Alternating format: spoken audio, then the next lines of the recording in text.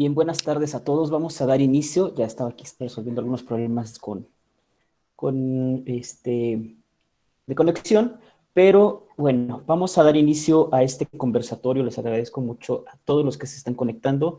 Se siguen conectando todavía muchas personas y principalmente le agradezco al doctor Gerardo, a maestra Lidia y al maestro Bernardo por este conversatorio que me parece que por lo menos que tengo más el gusto de conocer a la maestra Lidia y al doctor Gerardo, coincidíamos en un tema que nos parecía crucial para el psicoanálisis, que es el tema de la epistemología, ¿no? Un tema, ya los expertos que son ustedes me dirán, pero creo que poco trabajado en la actualidad, ¿no? Muy apenas, no digo nuevo, pero sí poco trabajado. Les agradezco muchísimo que se hayan conectado y vamos a dar inicio. Me gustaría dar primero un par de indicaciones y más o menos informar cómo estará realizada esta forma de trabajo, ¿no?, que vamos a tener a continuación. Lo primero es que, bueno, voy a estar yo admitiendo personas y al mismo tiempo estaré revisando aquí el chat, ¿no?, por cualquier cosa que se presente. Sin embargo, me gustaría más bien que el chat no fuera utilizado para los que estamos conectados, salvo para algunas preguntas muy concretas, puedan ser leídas o tomadas en cuenta después, ¿no? Esto permitirá agilizar el trabajo y la charla en estas formas virtuales, que a veces las plataformas muy eficientes, pero la conexión muy deficiente, ¿no? Entonces, en ese sentido, darle peso a la continuidad. Les comento cómo vamos a trabajar. Cada uno de los ponentes y de los expositores versará 20 minutos de una disertación sobre su postura de la temática. Son 3 ponentes, esto da un total de 1 hora, 20 minutos por cada ponente. Yo los iré presentando conforme vayan terminando los ponentes. Después, una media hora o 20 minutos estaremos conversando, los ponentes estarán conversando entre sí, un poco para que se aclaren algunas dudas y sea un conversatorio interno, y después otra media hora sea con los asistentes y con los que están conectados. En ese sentido, retomaré algunas preguntas que yo le haré. Si hay alguna dirigida a alguien especial, yo las leeré, aprenderé el micrófono. Si es necesario que alguien de los que se están conectando, digamos de los asistentes, tiene necesidad de abrir el micrófono, yo le daré la palabra para que lo abra, ¿no?, en ese sentido. Entonces, así vamos a trabajar en esta parte y bueno, si van surgiendo aquí como algunas dudas, lo vamos trabajando. Otra cosa que voy a decir es que me disculpo primero si hay algunos que de repente les voy a apagar el micrófono, un poco para que no se haga interferencia los sonidos, que de repente a veces están conectados y no se dan cuenta que tienen su micrófono prendido, y no estar interrumpiendo a los ponentes. Yo estaré apagando los micrófonos, no es grosería, pero esto hace más eficiente el trabajo. Bien, sin más, voy a dar inicio y les agradezco a todos. Agradezco a Invención de la Mente por organizar este tipo de eventos, siempre preocupados por cuestiones muy filosóficas, psicoanalíticas, médicas, etcétera, ¿no? Gracias a todos y gracias nuevamente a los ponentes que están presentes. Muy bien, vamos a comenzar y voy a darle la palabra primero, conforme hice una pequeña presentación, yo con las semblanzas curriculares de los ponentes, y aquí les presento al primer ponente, que una vez que lo presente, le diré que tome la palabra. Bueno, la palabra la tiene, ¿no? La palabra la tienen los 3, pero que pueda abrir su micrófono para que empiece su intervención. Los iré presentando y van interviniendo los ponentes. Les presento al maestro Bernardo Navarro. Él es psicoanalista, es licenciado en psicología por La Salle, estudió la maestría en psicoanalítica en el Colegio de Psicoanálisis Lacaniano, es editor en Ediciones Navarra, practica el psicoanálisis en la Ciudad de México, ha publicado la novela La Noche Quema y colaboró en la compilación de cuentos Los Insomnios, antología de cuentos fantásticos. Ha sido docente en el posgrado y diplomado de teoría psicoanalítica del Colegio de Psicoanálisis Lacaniano. Y pues bueno, maestro Bernardo, un gusto conocerlo y sea bienvenido. Adelante. Yo marcaré el tiempo Gracias, de los 20 minutos para que vayamos coordinando. Adelante. gracias, Gustavo. ¿Sí se escucha bien? Yo te escucho perfecto. Sí, bueno. Eh, pues muchas gracias. Agradezco a ti, Gustavo, y también a Lidia por hacerme extensiva la invitación. Ahorita que estabas leyendo mi semblanza, ¿no? Lo primero que aparece son mis grados, ¿no? Que es tanto de licenciado como y estudié la maestría, ¿no? No tengo la edad de maestro. Pero me saca un poco, eh, digamos, de mi normalidad eso, porque hace mucho no uso mis títulos, ¿no? Los títulos de estudio. Eh, pero sé muy bien que son necesarios para sustentar cierta especie de credibilidad al discurso, ¿no? Y justo de eso se trata hoy el, el tema, ¿no? Que nos convoca hoy, epistemología y psicoanálisis, o psicoanálisis y epistemología. Entonces, yo quería empezar con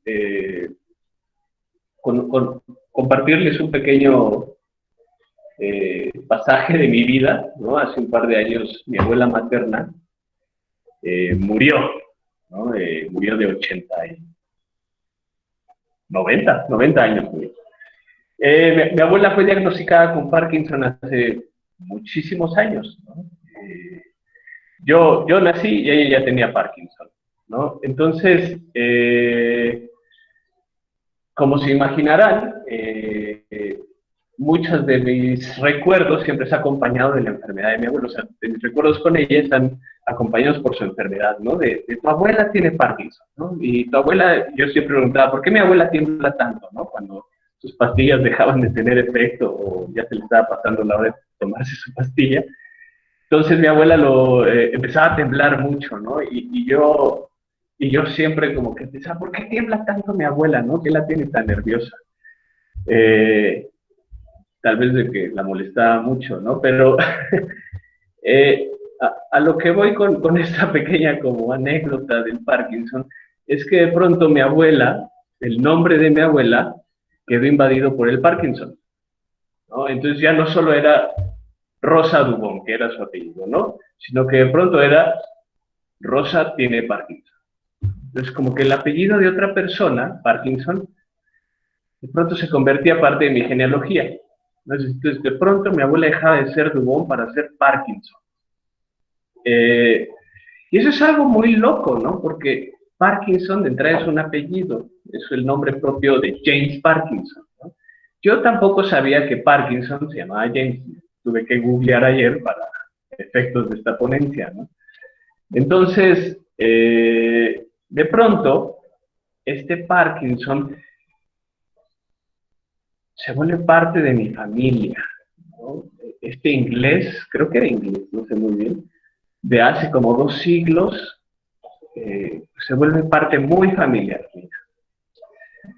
Y me quedé pensando, ¿qué o quién es Parkinson? Bueno, es muy claro que Parkinson pues es el hijo de Parkin, ¿no? Así como Johnson es hijo de John, o Hernández es hijo de Hernando, o Fernández es hijo de Fernando. Entonces, como verán, pues el apellido ahí como que jugaba cierta genealogía también, la genealogía misma en el apellido. Y tal vez como ustedes se han de imaginar, los que han vivido una experiencia cercana en donde un familiar ha sido diagnosticado con algún padecimiento de este orden, tipo un cáncer, otra enfermedad congénita, ¿no? Empieza el fantasma a rondar por la familia. ¿Qué fantasma? Pues el fantasma de, ¿tendré yo eso? ¿Mis hijos tendrán eso? Y bueno, y de pronto esa angustia le llega a mi mamá, ¿no? De vez en cuando, en sus peores días, ¿no? Ya ven cómo son las mamás y cómo se las gastan. Pero entonces, pues todos tenemos días buenos y malos. Bueno, mi mamá parece que también, ¿no? Entonces, en los días malos de mi mamá, pues viene este fantasma, ¿no? Es que, hijo, es que tendré yo ¿tendré yo esta probabilidad de tener Parkinson? Pues probabilidad creo que sí, ¿no? Posibilidad no lo sé.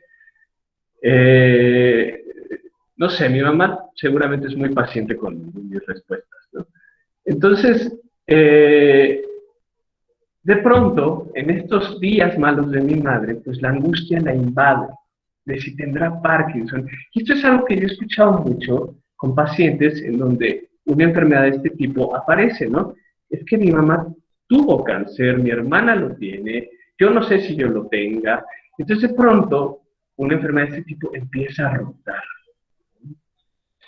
Entonces, como ya avanzando un poco más de epistemología y psicoanálisis, ¿no? Les digo que googleé un poco quién era Parkinson y este padecimiento. Bueno, de pronto James Parkinson escribió un texto, ¿no? Como en aquel tiempo, en donde describía ciertos diagnósticos de gente que temblaba mucho. Así. Y entonces, pues él se muere, queda ahí su texto, y de pronto un tal Charcot, ya sabe, ¿no? Ese que, pues como que para la historia del psicoanálisis es un poco muy importante, ¿no? Porque nada más fue el maestro de Freud, pero no solo fue un maestro de Freud, fue uno de los tres, de esos tres que Freud reconoce como sus maestros, ¿no? Entonces, Charcot se da la tarea de hacer toda esta gran, no es enciclopedia, pero sí esta gran acumulación de conocimiento, en donde ese diagnóstico o esas cualidades descritas por James Parkinson se iban a llamar Parkinson, o enfermedad de Parkinson. Entonces, James Parkinson no le dio su nombre a eso que él describió, sino que fue posterior a su muerte que vino Charcot y le dio el nombre de Parkinson a esa enfermedad. Entonces es algo que yo me quedé pensando. Entonces, James Parkinson, ¿es el nombre del padre de esa enfermedad o es el padre del nombre de esa enfermedad? ¿No? Algo muy similar ocurrió en nuestra historia latinoamericana y americana, no solo latinoamericana, que se llama América. Entonces, Américo Vespucio, en uno de sus tantos viajes, pues cae en cuenta que tal vez este continente, pues era eso, ¿no? Un continente, ¿no? Y bueno, eso podría desatar muchas cosas más.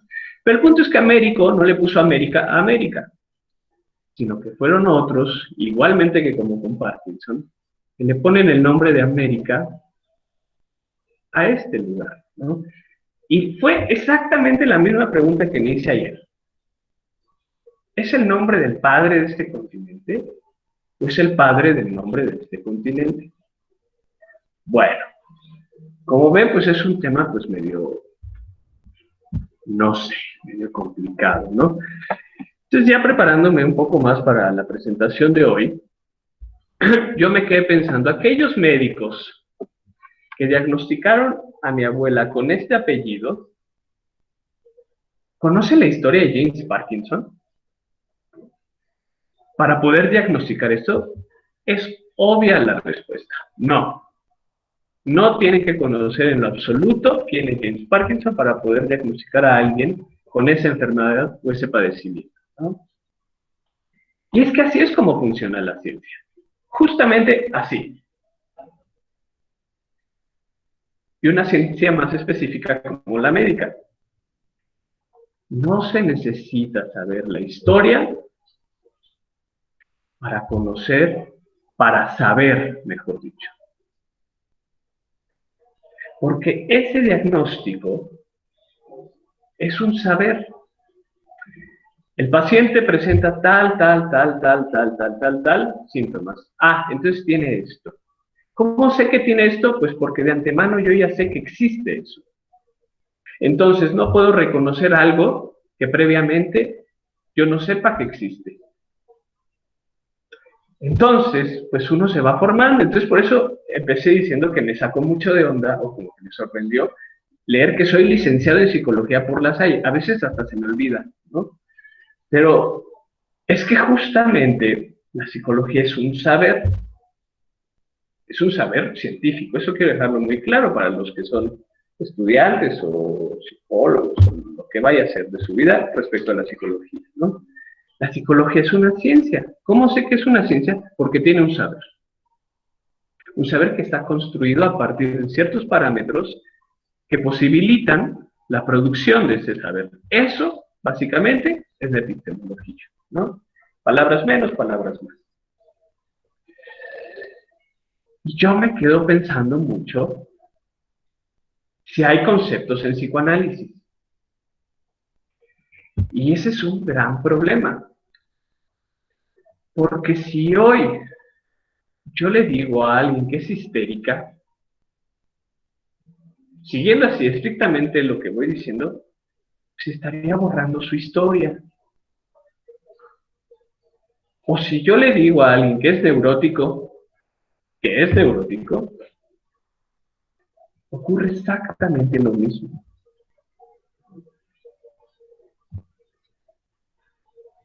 Y ese es el problema del psicoanálisis y la epistemología. Es un problemón. Es un problemón que aparte Freud no desconocía, que Lacan muchísimo menos. Y es que Freud nació y se formó nada menos que en uno de los siglos con mayor avance y producción científica y de conocimiento que esta humanidad, quién sabe otra, ¿no? Pero al menos esta, ha visto. Muchas veces, porque la misma escritura de Freud lo posibilita, es pensar que el psicoanálisis es una ciencia. Y este es un gran problema, porque parece que todo aquello que no es científico es inválido. A todo aquello que no es científico no es verdadero. Entonces imagínense, ¿no? Freud pasó el último año de su vida en Londres, un país totalmente inscrito en la tradición científica positivista, pragmática también. Entonces imagínense que cuando Freud, el padre del psicoanálisis, ¿no? Llega a Inglaterra y toda la Asociación Internacional de Psicoanálisis está así de, sí, aquí está el padre fundador, ya le vamos a cambiar a la internacional el nombre de alemán a un nombre en inglés, es decir, hay un cambio del nombre ahí. Y se preguntan poco a poco, ¿qué va a pasar cuando muera Freud? ¿Cómo nos vamos a sostener como un saber? Pero un saber que valga, que sea verdadero y que sea válido, ¿no? Y pues justamente para producir un saber se tiene que tener cierto marco referencial.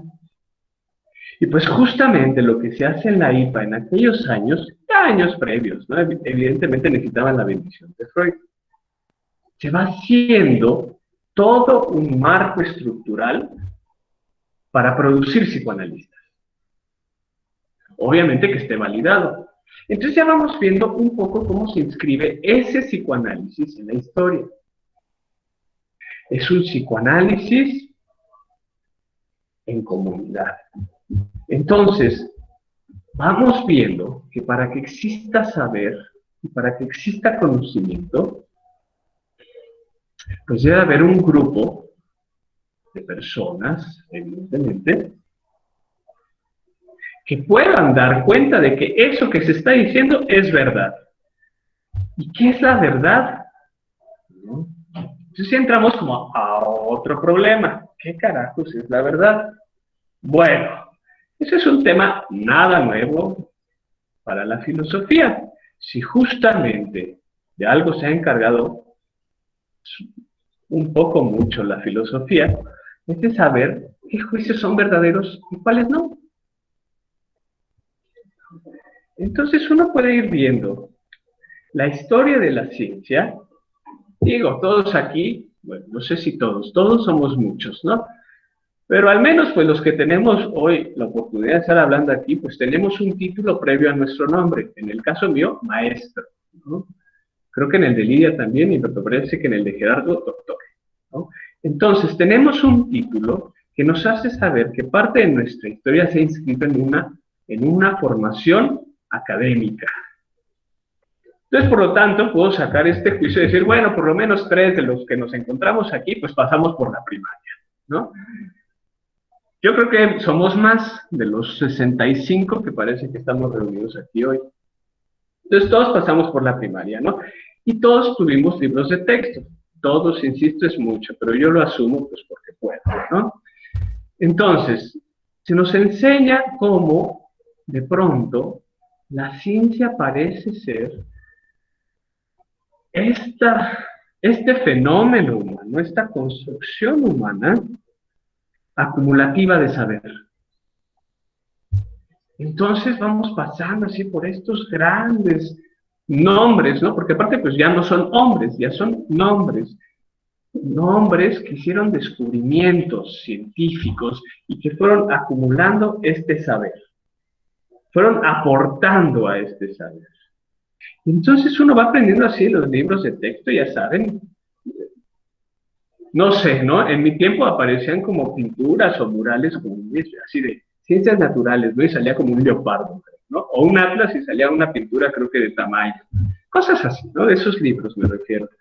Esos libros de divulgación científica, en donde se va mostrando que la ciencia, ya lo podemos decir con su nombre, que el cientificismo es esta producción lineal, ascendente, evolutiva y llena de saber, llena de razón y donde la mentira o lo falso queda excluido. Bueno, la historia de la ciencia dice todo lo opuesto. No es lo mismo la historia de la ciencia que el cientificismo, ¿no? Lo que nos va mostrando poco a poco la historia de la ciencia es que cada vez que aparecen paradigmas nuevos, siempre hay un conflicto. La ciencia, la comunidad científica entra en crisis. Insisto, esto que les estoy diciendo no es nada nuevo. Pero pues, no sé, en 20 minutos para transmitir una idea tengo que hacer este recorrido. De los cuales creo que ya llevo 16. O sea, me queda menos de la mitad. Muchísimo menos. Entonces, la historia de la ciencia nos dice que la ciencia tiene rupturas epistémicas, tiene rupturas de paradigmas. De paradigmas que no invalidan los paradigmas previos. Entonces aquí entramos en un verdadero debate. Porque si hay algunas personas que se dicen psicoanalistas y están diagnosticando a personas como histéricas, borderline, no sé, todos esos conceptos que en mi licenciatura de psicología por la Salle me enseñaron, pues estamos viendo que la historia de esos sujetos a los cuales recae ese saber queda excluida, queda borrada. Y eso es algo muy conflictivo para el quehacer psicoanalítico, para la práctica del psicoanálisis, porque si en la práctica del psicoanálisis queda borrada la historia, entonces, ¿qué escuchamos?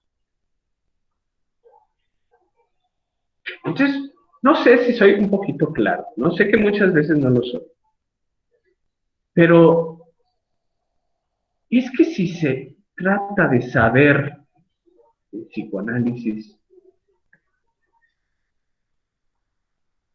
y se va borrando la historia de aquel del que habla, pues ¿qué escuchamos?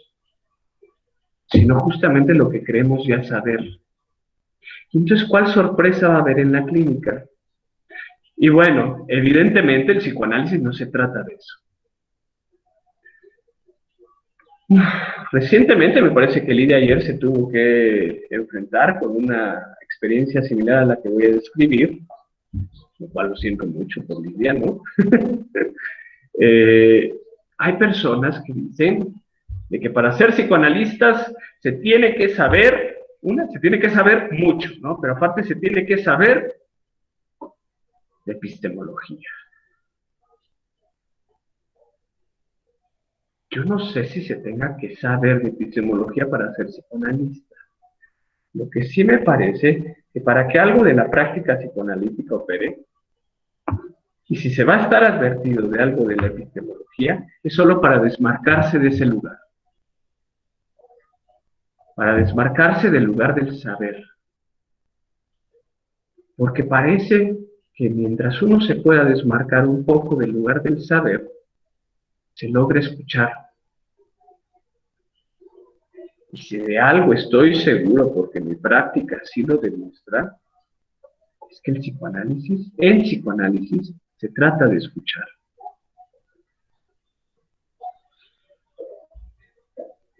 Gustavo, ¿ya pasaron 20 minutos? Estamos a 3 minutos. Estamos a 3 minutos. Muchas gracias. Entonces, me quedan 3 minutos para cerrar esta idea que siento que se me está quedando medio a medias. Entonces, una de las problemáticas que yo tengo con la epistemología, con el saber y con el cientificismo, al borrar la historia de la ciencia misma, es que borran su lugar de enunciación. Y el gran problema de borrar un lugar de enunciación, uno, es que es ahí donde nos dedicamos los psicoanalistas, ¿no? Pero dos, es que olvidamos que el saber se produce desde un lugar. Y por ejemplo, para citar rápidamente a Walter Mignolo, ¿no? Walter Mignolo nos dice que en el siglo pasado, en su experiencia, ¿no? Y estudiando parte de esta epistemología, en el continente europeo, en la antropología clásica, se utilizaba el término para estudiar esto que hoy llamamos América, antropos. Y la antropología que se dedicaba a estudiar Europa era humanitas. Y es que es una distinción muy fuerte, porque si aquellos sujetos que se vuelven objetos de estudio para una antropología que produce subjetividades, es decir, produce saber o saberes, unos somos antropos y otros somos humanitas. Bueno, ahí yo ya me incluí, yo no soy europeo, entonces hay unos que son humanitas y unos que somos antropos, pero justo esa designación, esa producción de sujeto como antropos, viene desde un lugar. Y entonces ahí ya podemos meter otra polémica muy fuerte, por la cual no me gusta pensar que los psicoanalistas o la práctica psicoanalista es desde un lugar epistémico. Porque hay lugares que producen subjetividades, como esa de antropos.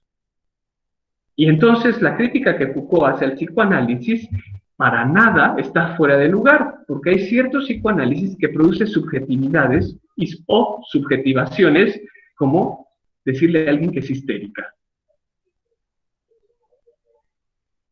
Y pues que yo sepa, no todas las histéricas son Dora, ¿no? Entonces, la producción del saber es desde un lugar de enunciación. Es desde un lugar de enunciación que puede, mejor dicho, que produce sujetos. ¿Será que esa producción epistémica en subjetivaciones es el lugar del sujeto del inconsciente en psicoanálisis? A mí me parece rotundamente que no. Eso no quiere decir que no tenga nada que ver con eso. Pero me parece claro que el sujeto en psicoanálisis no es ese que produce la epistemología, pero sí es el sujeto de la ciencia, como dice la. No me quiero extender de más, Gustavo, así que, insisto, siento como que queda a medias mi idea, ¿no? Pero pues, ¿qué le voy a hacer? Le dejo aquí. Seguro, seguramente a todos nos vamos a quedar en falta a propósito de esto. Pero, bueno, muchísimas gracias, Bernardo. Sumamente interesante y provocadoras la presentación. Esto va a enriquecer muchísimo la discusión y, por supuesto, lo que va a enriquecer más es el cuestionamiento. Te agradezco mucho, Bernardo. Voy a darle ahora el micrófono, ya no puedo decir la palabra, si no, no me quiero ponerse en el lugar de enunciación. Voy a darle el micrófono a la maestra Lidia Zúñiga Velázquez. Ella es psicoanalista, es doctorante por el Colegio de Psicoanálisis Lacaniano, también es maestra en teoría psicoanalítica por el Colegio de Psicoanálisis Lacaniano, es licenciada en psicología por la Universidad Iberoamericana y ha tenido participación en el libro Horizonte Clínico, volumen 1 del colectivo Horizonte Clínico. Además es docente de maestría y de licenciatura y además practica el psicoanálisis. Pues sin más, Lidia, te dejo la palabra. Muchísimas gracias por aceptar la invitación y adelante. Muchísimas gracias, Gustavo. Gracias también a Bernardo por sumarse a estos espacios, ¿no? Que sea la primera de muchas, ¿no? Y mucho gusto, Gerardo. No tengo el gusto de conocerte, pero bueno, qué bueno que podemos coincidir y justamente producir en diferencias, ¿no? Creo que eso es algo muy valioso y muy importante, apelando a los lazos, ¿no? A los lazos que podamos ir construyendo en estas preguntas tan, por un lado, como muy provocativas, como decías ahorita, Gustavo, pero que también me parece que marcan que las diferencias, ¿no? Están ahí para denotar singularidades y producir un montón de cosas y un montón de encuentros muy lindos, ¿no? Entonces, siguiendo con esto, yo me puse a pensar mucho en cómo plantear este y, ¿no? Y a mí me parece, y coincido con la presentación que Bernardo nos acaba de hacer tan puntual, ¿no? Que es muy complicado pensar en un y entre epistemología y psicoanálisis, ¿no? ¿Qué sentido en que, por ejemplo, Freud da un ejemplo muy bonito que dice que él no puede poner a pelear, ¿no? Ballenas contra osos polares, ¿no? ¿Por qué? Pues porque pertenecen a contextos y pertenecen a ecosistemas y a mundos totalmente diferentes, ¿no? Y el psicoanálisis, pues una clínica, es una práctica que se hace sesión con sesión en el consultorio o en el diván, ¿no? O en estos casos y en estos momentos de pandemia, pues desde el dispositivo electrónico que cada uno tenga a la mano, ¿no? Y eso no es posible sin que haya un sostén transferencial ahí, ¿no? En tanto hay transferencia, pues puede haber una clínica, pues psicoanalítica, ¿no? Puede haber clínica. Y, y pues eso nos mete en otro lugar que no es particularmente el de la epistemología. ¿Por qué? Porque como, o sea, voy a seguir un poco lo que estaba planteando Bernardo hace un inicio, en, en psicoanálisis no ocupa el saber referencial, el saber médico, el saber categorizante, ¿no? Que justamente borra al sujeto, no tiene un lugar, pues, principal, privilegiado, ¿no? O sea, no, porque el único saber, si lo puedo poner así, la única verdad que nos atañe a los clínicos y a los analistas, pues es la del inconsciente, ¿no? Y la que se produce eh, cada vez que el sujeto del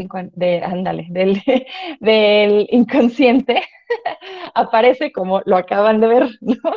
Justamente en los lapsus, en los sueños, en los olvidos, en los síntomas, hay algo de la enunciación y hay algo de lo inconsciente que está haciéndose, queriéndose hacer escuchar, ¿no?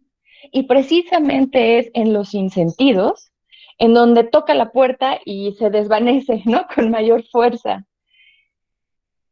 A eso nos dedicamos, ¿no? Eso es lo que nos atañe en la clínica.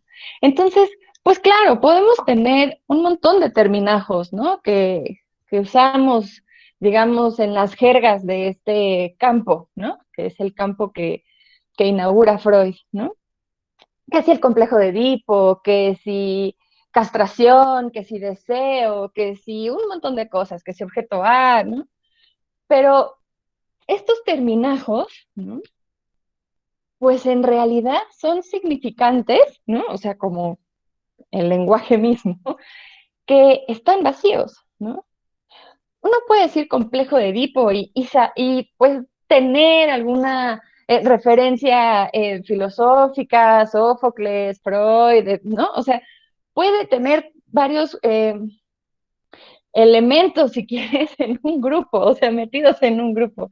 Pero complejo de Edipo, pues ahora sí que es paciente por paciente, ¿no?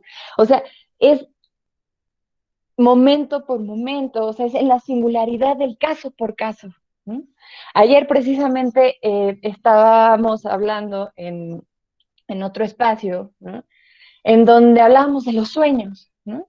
Y de todo lo que a Freud le permitió descubrir en sus sueños, ¿no? Para producir lo que hoy hacemos, ¿no? O por lo menos eh, sé que por lo pronto Bernardo y yo lo hacemos todos los días, ¿no?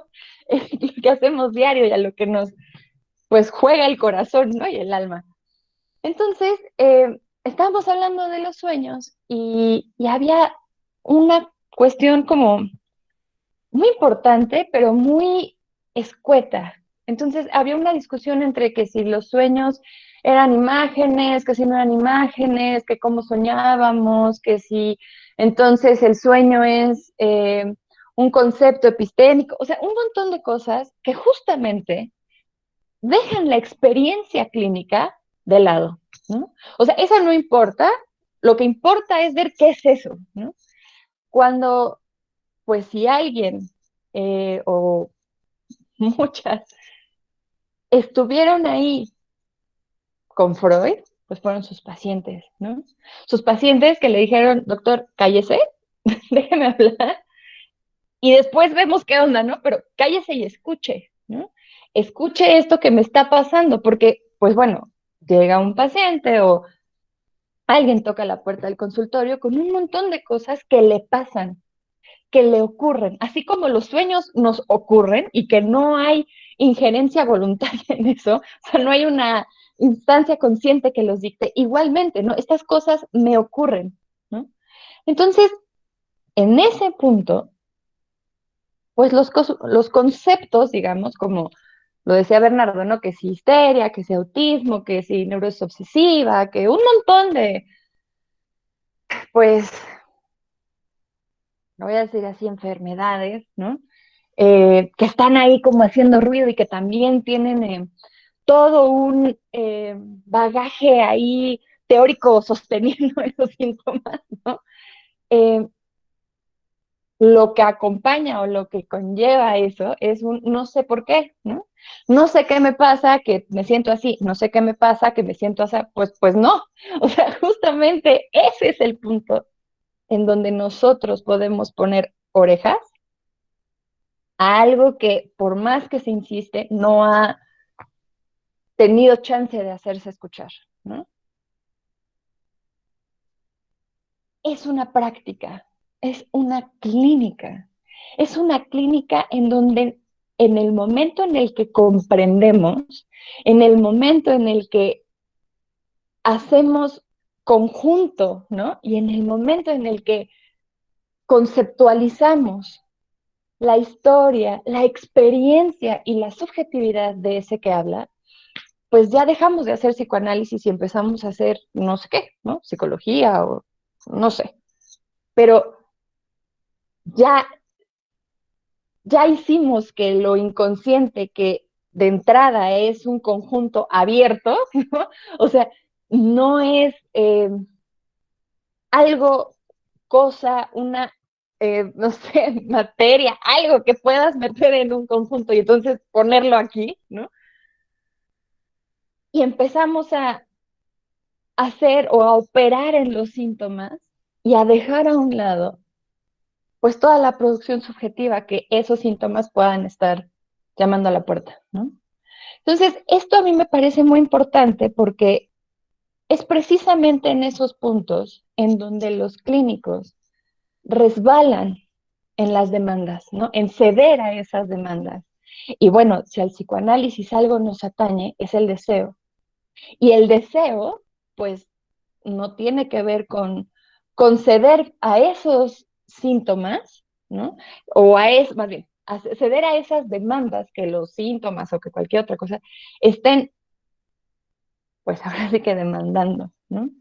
El deseo está puesto en otro lado. Pues parte de lo que descubrió Freud con la interpretación de los sueños, pues fue eso.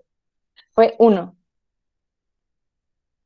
que la vía regia al inconsciente son los sueños y que los sueños tienen que ver con un saber que no se sabe, ¿no? Y que es un deseo a cumplir, o sea, que es un cumplimiento de deseo, ¿no? De eso que ignoro, de eso que la misma censura no me deja tomar parte, ¿sí? Y la segunda es que ese deseo o eso que está ahí en lo inconsciente tiene que ver con lo sexual y con lo sexual infantil, ¿no? Entonces, eso es bien importante porque, pues, ¿qué es lo sexual sino un agujero, ¿no?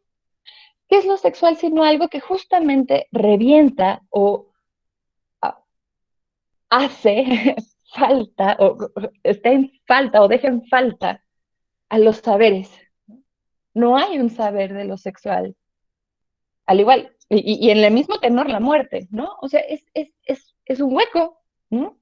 No hay saber de la muerte, así como no hay saber de lo sexual.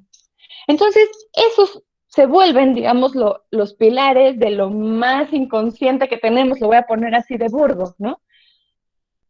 Porque bueno, es por eso que deseamos, ¿no? Es justo porque estamos en falta que podemos tener conversatorios y escucharnos, ¿no? Y ver cómo platicamos, ¿no? Y es porque se nos acaba el tiempo que podemos seguir pensando, y es porque hay castración que puedo seguir deseando, ¿no? Entonces, el concepto desde la epistemología, desde la ciencia, ¿no? Justamente hace eso, conjuntos cerrados, ¿no? Y pues acá estamos viendo que va en sentido contrario, ¿no? O sea, que hay algo más bien abierto, ¿no? Podemos hablar con algunos términos, ¿no? Pero que eso, complejo de Edipo, no es mi paciente que estoy escuchando. O sea, esa paciente o ese paciente tendrá su nombre, tendrá su historia, tendrá sus síntomas. Y aunque pueden ser comunes, no son iguales. No hay posibilidad de poder universalizar eso que nos pasa caso por caso, transferencia por transferencia, ¿no? Si no hay un sostén transferencial ahí, difícilmente podemos hablar de psicoanálisis. Y si podemos hablar todavía 100 años después, o más o menos, ¿no?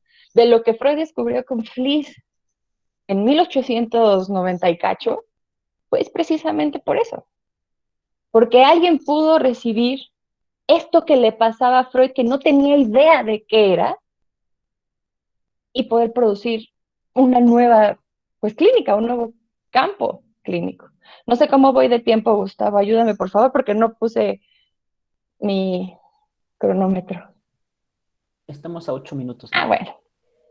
Entonces, siguiendo con esto, pues hay un ejemplo que a mí me gusta mucho, que un gran colega que quiero mucho usa continuamente, y es que Freud no leyó a Freud.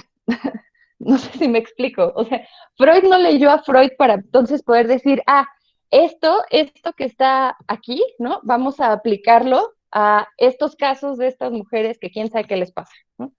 No, no, no hay una referencia en ese sentido para poder sostener, eh, pues lo que Freud fue descubriendo, ¿no?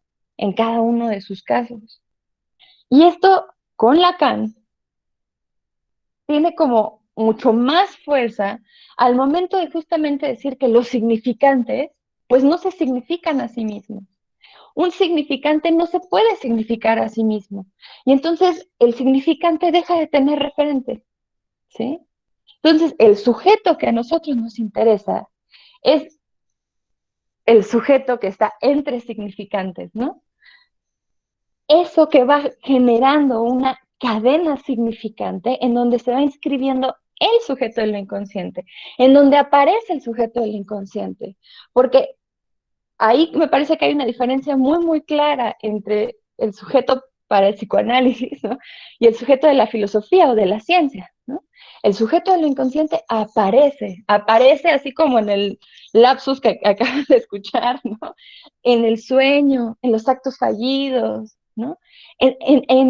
Ahí en los lugares en donde se falla, en donde algo truena, ¿no? Entonces, si el significante está hueco, si el significante está vacío y no tiene referente, pues ¿cómo podremos hablar de conceptos en el psicoanálisis? Y si no hay conceptos en psicoanálisis, pues será muy difícil y tanto Bernardo como yo tenemos, aludiendo un poco a su ejemplo, ¿no? Tenemos una maestría o somos maestros en teoría psicoanalítica, ¿no? Y quién sabe qué sea eso, porque una teoría psicoanalítica pues estaría llena de conceptos, ¿no? Y pues el mejor ejemplo que se me ocurre ahora es el objeto A. ¿Cómo podemos conceptualizar el objeto A? Mismo Lacan hablaba en la tercera, ¿no? En el momento en el que se hace teoría del objeto A, pues ya se acabó, ¿no? O sea, quién sabe qué estamos haciendo, pero psicoanálisis, no. Entonces, cualquier oportunidad de poder pensar algo así como un concepto en psicoanálisis, pues sería lo que ese que está en el diván, ese que está hablando, pueda decir de su historia, de su síntoma, de su producción, de su asociación. ¿Sí? Esto es bien importante. No por decir Edipo o complejo de Edipo, yo ya, ok, complejo de Edipo, mamá, papá, no, no, no, porque justamente la clínica pues muestra cómo eso no pasa igual o exactamente lo mismo en todos los casos. ¿No? En supervisión es algo que se escucha mucho, ¿no? Cuando hay quienes vienen a supervisar su clínica y entonces dicen, es que no sé por qué, es que no me queda claro qué, o es que no sé por dónde, pues es que cómo vas a ver de ese que pues justamente no es el mismo, ¿me explico? O sea, ¿por qué sabría? Si el paciente mismo está en eso, está viendo qué le ocurre para ir haciendo un tejido de su historia y de sus ocurrencias, de sus tonterías, de lo que no tiene sentido, de lo que parece ridículo y absurdo, ¿no? O sea, ese lugar que, por ejemplo, Lacan le da a la bufonada, ¿no? Pues quién sabe si tenga que ver con esto, pero fíjate que se me ocurrió, ¿no? O sea, es algo que se va tejiendo sesión con sesión. ¿Cómo va a saber el analista si es algo que el paciente no ha dicho? Si es algo que el paciente no ha anunciado, ¿no? Entonces, claro, el deseo del analista pasa por escuchar. O sea, si el deseo de analizar es escuchar, el saber, pues está muy padre y pues sí, qué bueno que leamos a Freud y qué bueno que leamos a Lacan y qué bueno que leamos a Kant y qué bueno que leamos a Descartes y qué bueno que leamos muchas cosas, ¿no? Pero al momento de estar en ese lugar, pues la referencia pues vendrá un poco a segundo plano, ¿no? No es lo importante, como diría Mafalda, ¿no? O sea, que lo urgente no le quite tiempo a lo importante, porque es, es que eso no es, ¿no? Eso no es. Fíjate, cuando estábamos revisando parte del seminario de los problemas cruciales, hay una viñeta que a mí me llama mucho la atención, en donde Lacan hace alusión a Begriff, ¿no? Y Begriff, pues tiene, como todo significante, un montón de homofonías, ¿no? Y tiene un montón de significaciones. Por un lado, habla o tiene que ver con concepto, ¿no? Pero por el otro tiene que ver con lo que tenemos a la mano, ¿no? Al alcance de la mano. Y entonces Lacan empieza a hablar de eso, haciendo alusión a los tiempos del análisis, ¿no? y al momento de comprender, ¿no? Entonces, a mí se me hizo algo muy bonito, porque pues decía, pues sí, o sea, en los tiempos como los entiende Lacan, ¿no? Como nos lo comparte Lacan, eh, tenemos una instancia de la mirada, un tiempo para comprender y un momento para concluir, ¿no? Y él está haciendo alusión a algo de gris, ¿sí? En el tiempo de comprender. Entonces, ni siquiera podemos poner algo de eso en el momento de concluir, ¿no? Que sería justo un lugar o un momento de enunciación, ¿no? Entonces, en ese sentido, pues está vacío como cualquier otro significante, ¿no? Y ya tocará cada, digamos, cadena asociativa, cada cadena significante y cada paciente, cada caso por caso, pues dar cuenta de su Edipo, de castración, de su histeria, de su síntoma, de su fantasma. ¿Me explico? Entonces, a mí me gustaría empezar por aquí. Sé que vamos a tener más tiempo de ir profundizando y de ir como discutiendo y entrando más en calor, ¿no? Pero creo que a mí me gustaría quedarme con esto y después ya ir avanzando. No sé cómo voy en tiempos. Pues justo se acaban de cumplir los 20 Ah, minutos, Lidia. maravilloso. Entonces, este, ahí le dejamos un momentito para dar Perfecto. continuidad a esto. Te agradezco Vale. mucho, Lidia. Bueno, todas las dos intervenciones han sido muy, muy enriquecedoras. Un poco adelantando unas cositas, eh, yo escribiré en el chat cuando puedan ir escribiendo los que están aquí conectados sus preguntas para ir seleccionando como, digo, haré lo posible por sintetizar algunas que se parezcan y seleccionar 3, 4, dado que el tiempo pues también es importante, los ponentes tienen cosas que hacer y todos estamos ahorita ocupados. Pero bueno, sin más, voy a darle pie a la presentación de nuestro siguiente ponente, el doctor Gerardo Ábalos Tenorio.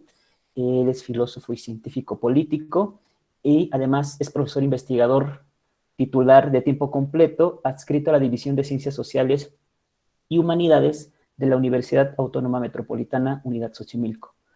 También es licenciado, maestro y doctor en ciencia política por la Universidad Nacional Autónoma de México y es autor de, bueno, solo puse 3 de sus últimos textos, que es Hegel actual, La paciencia de lo negativo, en editorial Geriza. Es también autor de Ética y política para tiempos violentos, editorial de la UNAM.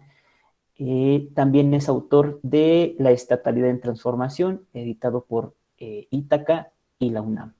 Sin más, doctor Gerardo, muchas gracias por aceptar la invitación y que, bueno, esto vaya emergiendo a propósito de los saberes, ¿no? Adelante, doctor. Muchas gracias, Gustavo, por la presentación, por la invitación, por supuesto, y celebro la convocatoria. Muchas gracias también a todos los que se han conectado. En sábado a las 6 de la tarde es un poco, es muy psicoanalítico el horario, sin duda. Cuando estudié psicoanálisis, había clases en los sábados en la tarde. Y mucho gusto, Bernardo y Lidia, por no tenía el placer de conocerlos y ahora pues ya los conozco. Celebro también la convocatoria de esta importante discusión o por lo menos de este evento y celebro pues lo temerario de Gustavo Nava de que en un ratito, en un sábado, pretende que abordemos la relación entre epistemología y psicoanálisis, ¿no? Es fácilmente el tema es para una vida completa de investigación y quizá también de práctica, y quizá no solo de una persona. ¿Por qué? Porque alude a la cientificidad del psicoanálisis. Es en el fondo de lo que se trata, la cientificidad del psicoanálisis. Ahora bien, si no es científico el psicoanálisis, entonces, ¿para qué sirve? ¿Y quién decide ese para qué sirve? Entonces, es un problemón, es muy difícil. Y evidentemente, pues es bueno comenzar a desbrozar el camino para recuperar algunos puntos de la discusión que ya se dio desde hace tiempo. La relación entre la epistemología y el psicoanálisis, pues evidentemente no es nueva, pero sí ha tenido ciertos hitos en los que se ha puesto en duda al psicoanálisis entero y sobre todo la praxis psicoanalítica.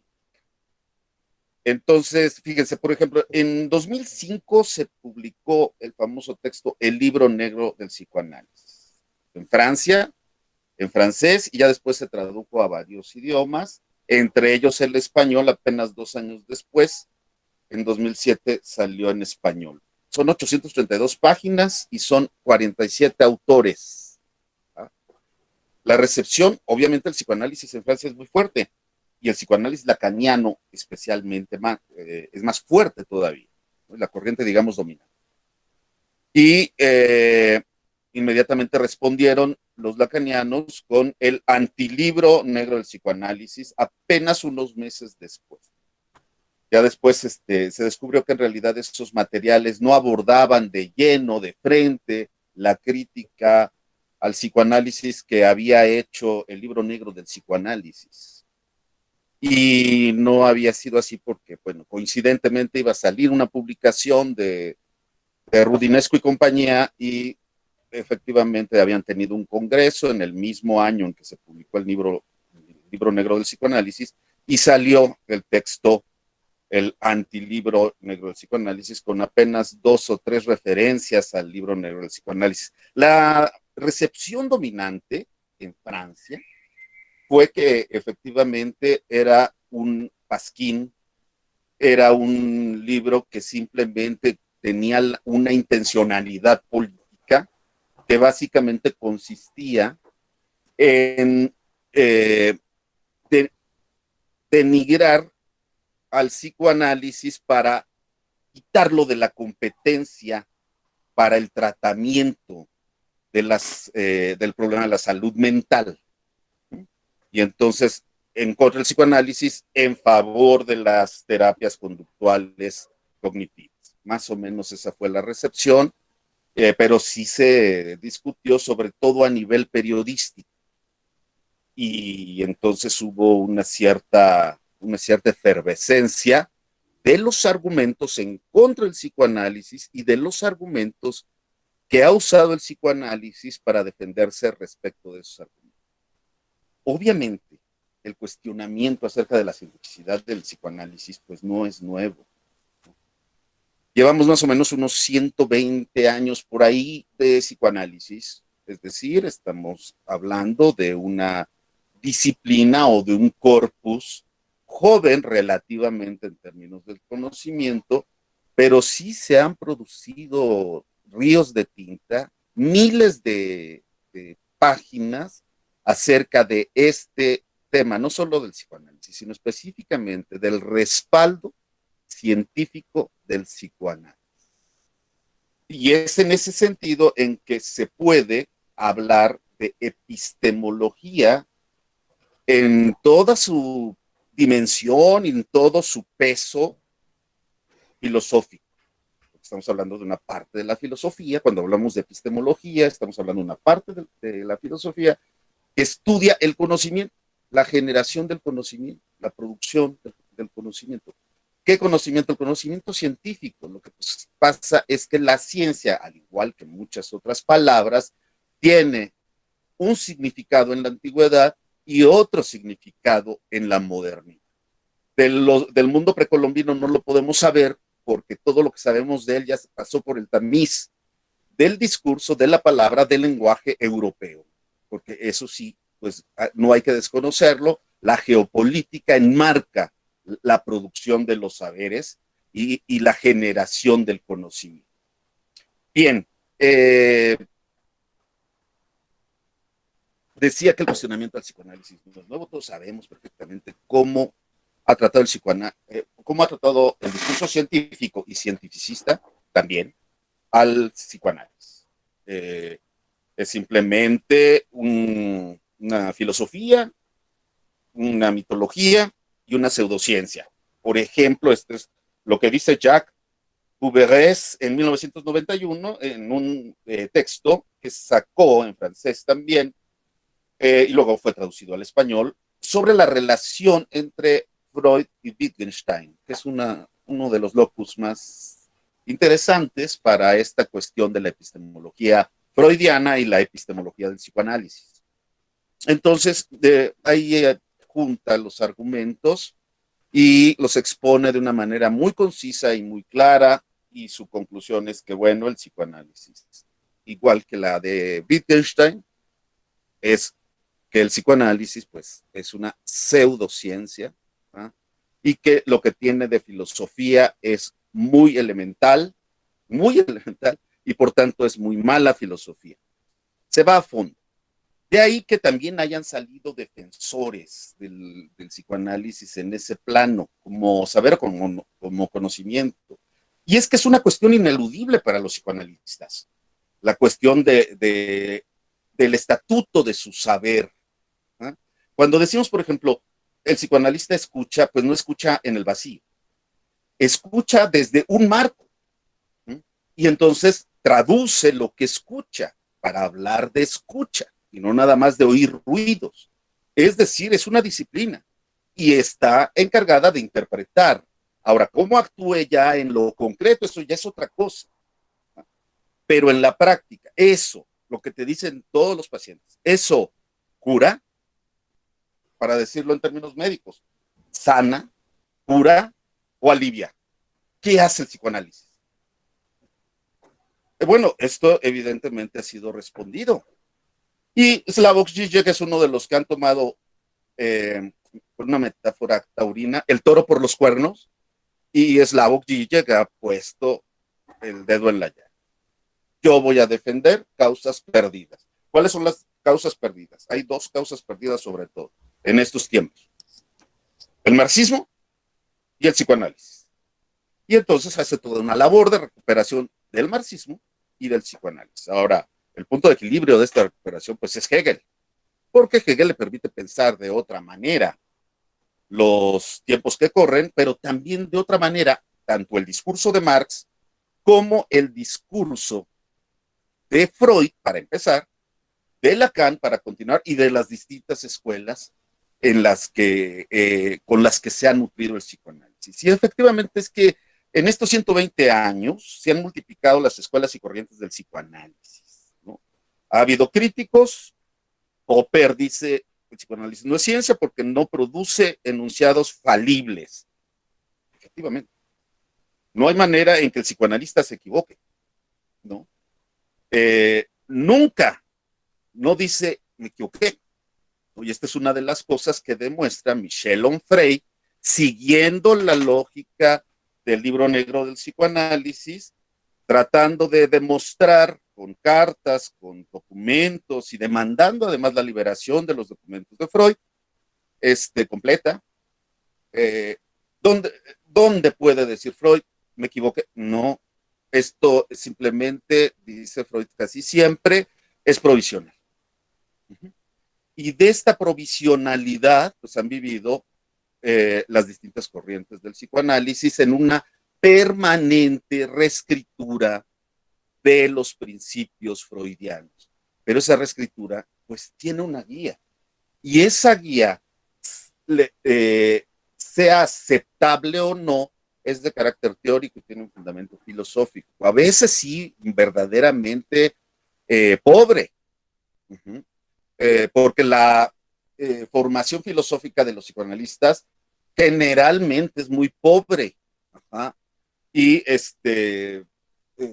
se nota, ya ahora es bastante fácil colarse a las clases en España, en Brasil, en Argentina. Las clases de psicoanálisis están ahí, las filman, eso es gran parte debido o gracias a la tecnología, y uno ya se puede colar a esas clases y evidentemente ser testigo de algunos de los desatinos más brutales de los que enseñan psicoanálisis, que denota que no tienen formación filosófica, y eso sí es grado, porque repiten una serie de lugares comunes que las distintas corrientes forman como parte de su locus, pero sobre todo de su identidad de escuela.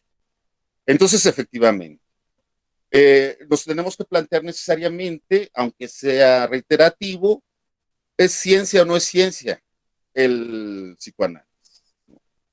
Si es ciencia, ¿por qué? Si no es ciencia, ¿por qué? Bueno, creo que Popper es brutal en su evaluación de si es una ciencia. Evidentemente no es una ciencia desde el punto de vista de la ciencia natural, que es la única ciencia para Freud. Y es que sí, Freud inscribió el psicoanálisis en las Naturwissenschaften, no en humanidades, no en ciencias sociales, sino que era de las ciencias naturales.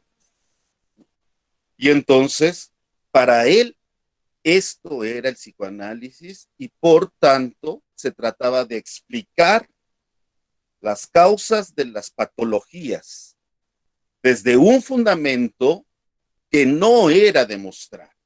Y ahí empiezan los problemas con el psicoanálisis. No es medible ni es demostrar.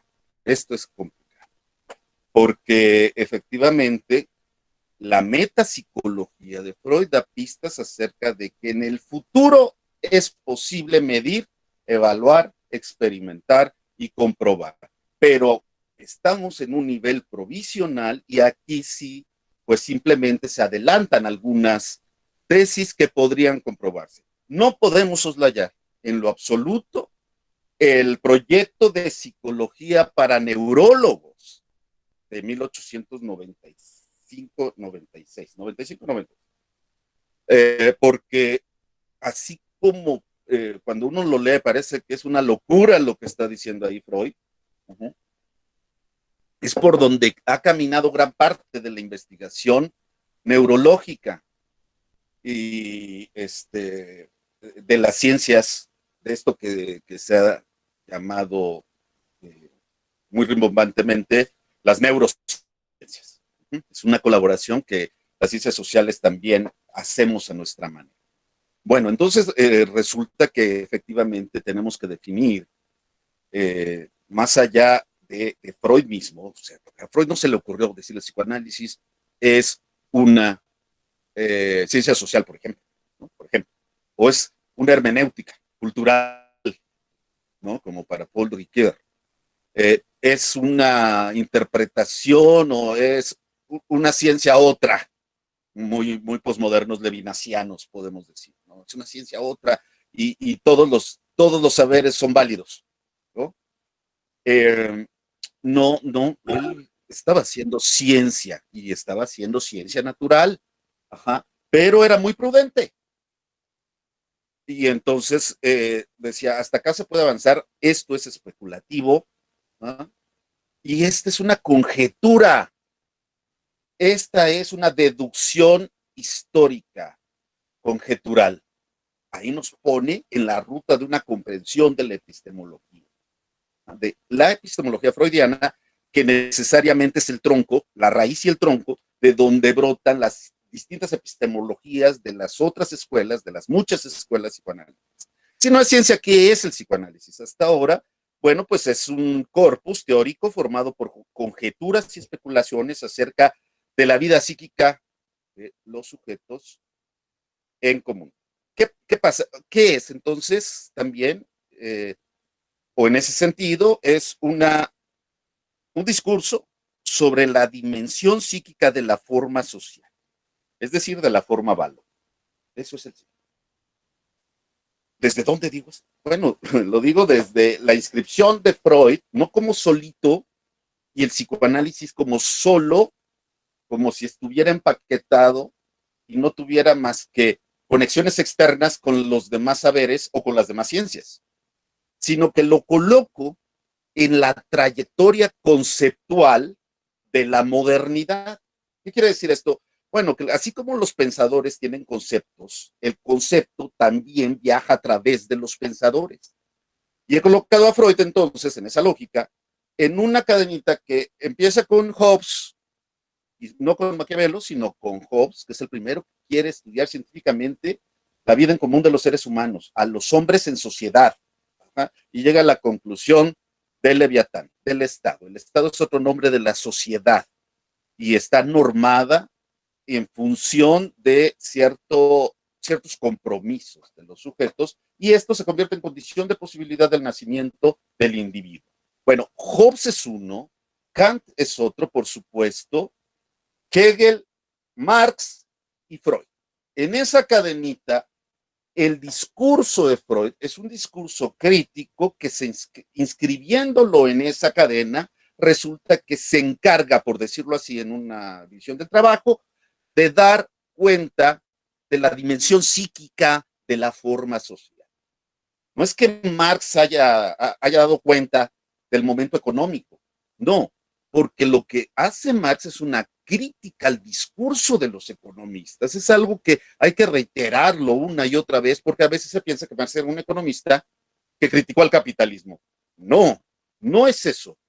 Marx hace un discurso lógico desde la dialéctica hegeliana al discurso de Adam Smith y de David Ricardo, y el resultado es un discurso sobre los seres humanos en relación y con sus múltiples fenomenologías de expresión, tanto individual como social.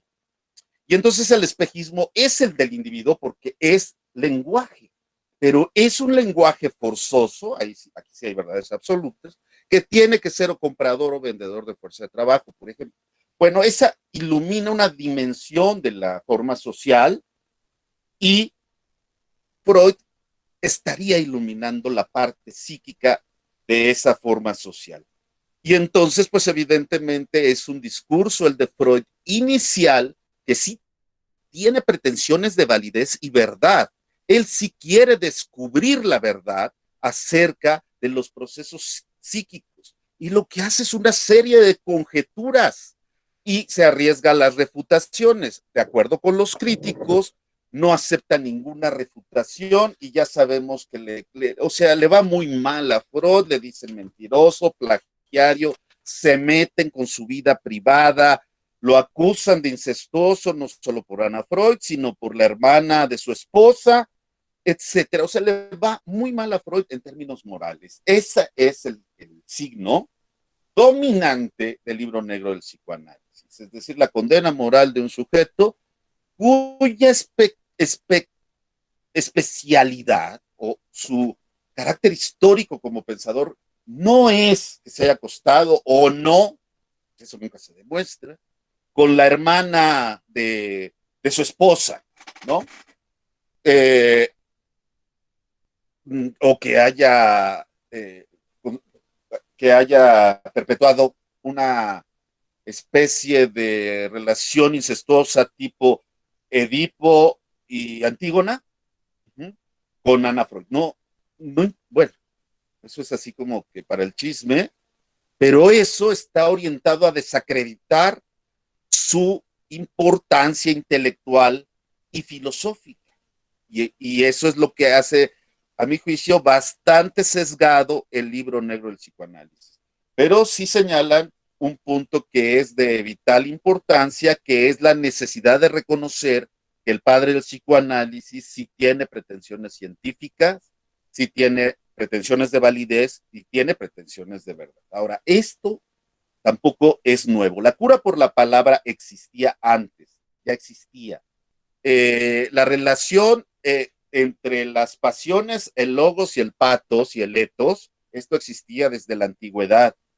Sócrates, Platón, Aristóteles tratan efectivamente del gobierno del patos a través de logos. Y en la antigüedad también se dio la cura por la palabra.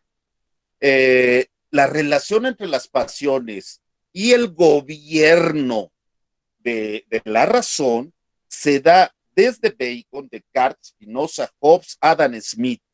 Solo que en Adam Smith esta racionalidad o este despliegue de la razón se da a través del mercado y de la libertad de mercado. Y aquí se está abriendo todo el análisis de la forma en que aquello que llamamos económico, mercancía, dinero, etcétera, tiene que ver con la vida pulsional o la vida pasional, en este tiempo la vida pasional de los sujetos. Es en este contexto en que nace el individuo. No hay individuos en la antigüedad. El individuo es una creación moderna y por tanto el enfoque de las problemáticas antiguas ahora se centra en el individuo y efectivamente el psicoanálisis puede estar conciliado con el individualismo, con el narcisismo, con el individualismo posesivo, pero también con la crítica a los mecanismos de poder insertos en la forma valor. La forma valor tiene que ver con una relación sublimada y mediatizada. Bueno, ¿cómo ando de tiempo, Gus? Estamos a 1 minuto, doctor. En 1 minuto puedo decir que en consecuencia, yo sí pienso que el psicoanálisis tal y como lo tenemos ahora y incluso en sus distintas escuelas, es un elemento importantísimo de las ciencias sociales, pero por sí mismo, pues no es científico, y puede estar muy orientado a una práctica de lo privado y de lo individual, pero son las ciencias sociales las que le dan la cientificidad que por sí mismo no puede sostenerse. Y entonces, con ciertas ciencias sociales, puede el psicoanálisis adquirir una potencia y al mismo tiempo las ciencias sociales tienen que abrirse al psicoanálisis para que realmente puedan estar agudizadas en su interpretación de los mecanismos de dominación y poder que son la condición de posibilidad de las patologías individuales. Con esto termino. Muchas gracias. Muchas gracias, doctor. Sin duda también un aporte importantísimo a la discusión desde otra perspectiva que diferente a la de los ponentes anteriores. Bueno, lo siguiente que vamos a hacer es, vamos a dar una especie como de segunda intervención de cada uno de los ponentes.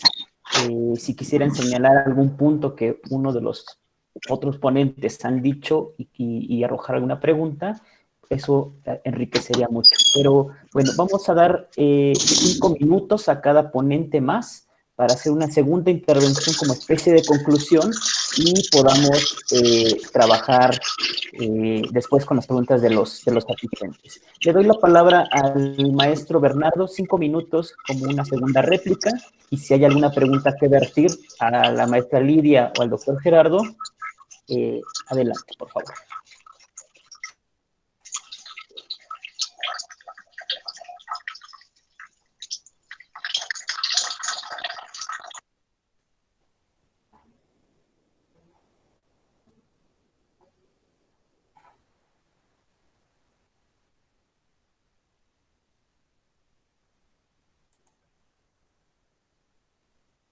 No sé si da el maestro. Bernardo, tienes apagado tu micro.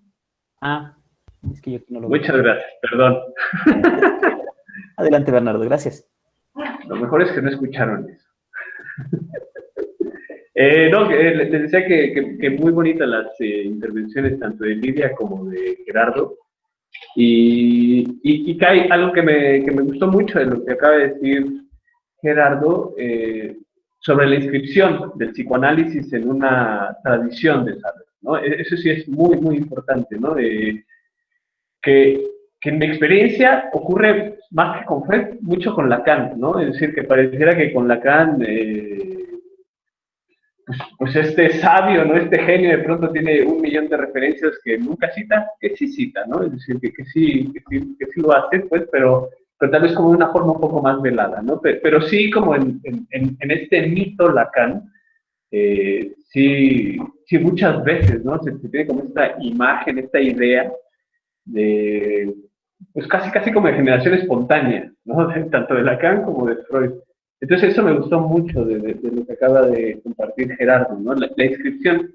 Rudinesco, justo en la biografía, no es biografía como tal, pues es parte biográfica, sí, pero sobre este libro de Lacan, justo me parece, ¿no? En mi lectura, lo que busca hacer es mostrar todo este contenido y y formación de Lacan con distintos filósofos, con distintos pensadores, matemáticos, y entonces eso es muy importante, ¿no?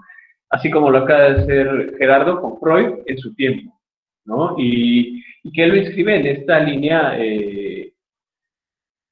corrígeme por favor si me equivoco, ¿no? Pero en lo que recuerdo, Bacon, Hegel, Kant, Freud, y Freud creo que ahí terminó, y ya después otros, ¿no? Eso es muy importante, sí, y tal vez como que ahí, tal vez yo difiero un poco, ¿no? Por supuesto que está inscrito ahí, por supuesto que está formado ahí, y claro que la pretensión de Freud desde un inicio y casi hasta el final de su vida era que el psicoanálisis, ¿sí?, se inscribiera como ciencia. Eso no queda la menor duda, ¿no? La cuestión, o sea, que yo me pregunto es, Freud con todos los trabajos, todo el trabajo que hizo, ¿cómo nunca logró eso? ¿No? Y yo creo que ahí va esta otra parte del psicoanálisis. Y que tal vez Lacan, ahorita parafraseándolo un poco, no recuerdo como la cita exacta ahí, ¿no? Que la única forma de que el psicoanálisis sea ciencia es que la ciencia cambie, ¿no? Por la misma naturaleza, y cuando digo naturaleza ya es todo un problema, ¿no? Pero como por la misma forma de ser de la ciencia. ¿Cuál es esta forma de ser de la ciencia? Que tiene un objeto. Que tiene un objeto de estudio. Y justo ahí es donde viene la epistemología, ¿no? Es decir, hacer lo más así sintetizado posible una idea, un descubrimiento, un saber, ¿no? Y bueno, por supuesto que eso cualquiera de nosotros lo hace, ¿no? Con cualquier juicio, ¿no? Esta pared es blanca, ¿no? Pues ahí hay un juicio, ¿no? Es decir, ya hay una síntesis de pensamiento ahí. Entonces, la cuestión esta de la cientificidad del psicoanálisis, y me gustó mucho esta pregunta con la que abrió Gerardo, ¿no? Si el psicoanálisis no es una ciencia, pues ¿para qué sirve? ¿No? Es decir, es porque en verdad es una pregunta, yo creo que diario en la clínica uno sí se lo pregunta, ¿no? Tanto en el análisis personal como escuchando a otras personas, ¿no? Por supuesto que sí, ¿para qué sirve, no? Pues yo creo que para hablar, ¿no? Y para escuchar. Y por supuesto que también esa escucha no es una escucha en el vacío. Claro que sí. Están esas guías, ya con tan solo decir complejo de Edipo, ¿no? Ya con tan solo decir histeria, neurosis o psicosis, objeto A. Es decir, aunque sean significantes y por lo tanto sean vacíos, por supuesto que es una guía dentro de la práctica clínica. Por supuesto que sí. La cuestión es que eso no ocupe el lugar del sujeto que habla. Y allá entra en otra problemática muy fuerte, porque ya me estoy contradiciendo un poco. Porque justamente el sujeto del inconsciente aparece ahí, desapareciendo. Entonces, ese es otro problema. No sé cuánto me quede, Gustavo, porque esto ni parece conclusión, ¿no? Un minuto más, Bernardo, por favor. Un minuto más, ¿no? ¿Qué se puede decir en un minuto? ¿No? Que tal vez a mí me gustaría advertir esto, ¿no? Como también advertir que el problema de inscribir al psicoanálisis en tanto un saber epistemológico, por ejemplo, es que se puede obturar, se puede clausurar la escucha, ¿no? Se puede clausurar la posibilidad de seguir pensando eso que ocurre en la clínica, ¿no? Si algo está lleno, esas obras completas, y lo pongo entre comillas porque pues ni están completas, ¿no? Es decir, también es en falta que están, que existen, son las fallas de Freud. Es decir, sus casos clínicos, ahora, si fue un éxito, espero que no sea el fin de una cura psicoanalítica, ¿no? El pequeño Hans ni se diga, ¿no? Es decir, el hombre de los lobos, es decir, ni porque el hombre de los lobos está apelando a su nombre, ¿no? Y despe, ¿no? Freud dice, no es eso, ¿no?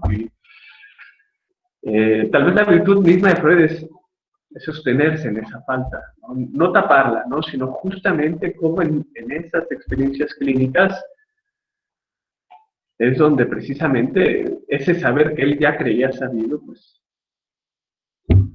no se sostiene. Eh, este tema del saber en psicoanálisis y para qué sirve, yo creo que es un tema que se responde, se intenta responder diario y a la hora que se responde se vuelve a abrir la duda. Tal vez ahí con eso concluyo. Te agradezco mucho, Bernardo, y bueno, le dejo la palabra a Lidia. Adelante, Lidia, 5 minutos. Gracias, Gustavo.